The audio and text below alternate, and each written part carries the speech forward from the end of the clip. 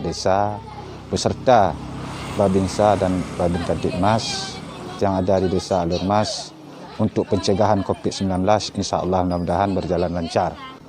Masyarakat berbondong-bondong ke kantor desa. Cuma di dalam hal ini, ya, harapan kami seluruh lapisan masyarakat beserta perangkat desa untuk menuntaskan vaksin ini untuk yang layak menerima vaksin tanpa gendala apapun. Terkecuali ada gendala, itu mungkin tidak kami vaksin. Dan seluruh lapisan masyarakat mendukung sepenuhnya untuk mencegah dari penularan COVID-19. Cuma di samping daripada itu, yang mana kami Desa Alur Mas, semua program pemerintah kami siap mendukung. Cuma permohonan daripada Pak Kecik dan masyarakat Desa Alur Mas mengenai sarana prasarana Desa Alur Mas, yang mana jalan desa kami sangat memperhatikan, malah udah puluhan tahun kami merasakan disisihkan.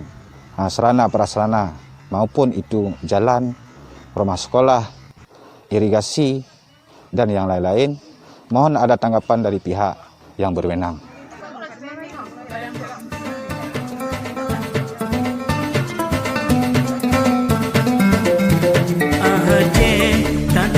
Sayang penulang raja-raja, Aceh betapa timang bergaji pandang ledonya, beklekan hutam tung suhude, bek lupa dengan syedara, amanah kom kurang hati, utangan le aman jaya.